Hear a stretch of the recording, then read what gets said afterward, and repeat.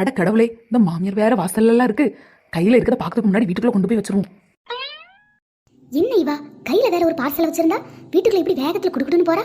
என்னத்தை வாங்கிட்டு போறான்னு தெரியலையே. நம்மளும் போய் பாப்போம். மருமவளே, மருமவளே கொஞ்சம் நில்லு.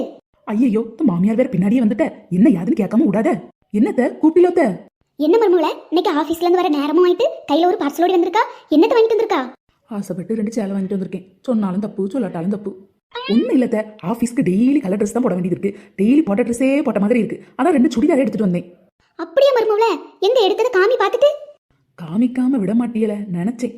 என்ன இருக்குல்லத்த, இதுதான். ஓ அப்படியா? பேக்குக்குள்ள வேற ஏதோ இருந்த மாதிரி இருக்கு. ஆமாத்த, சுடிதார் எடுக்கும்போது 2 சாரியும் நல்லா இருந்து, அதான் 2 சாரியும் எடுத்துட்டு வந்தேன். சேலை ரெண்டும் ரொம்ப அருமையா இருக்க. எவ்வளவு ரேட்டா இருக்குன்னு தெரியலையே. சேலை விலை 5000 ரூபா. உண்மையான விலையை சொல்லக்கூடாது. 2 சேலை 2000 ரூபா தான். அதான் எடுத்துட்டு வந்தேன். இந்த மருமவள 2000 ரூபா. நான் இதை வச்சுக்கிட்டே நீ இதே போல எடுத்துக்கேன.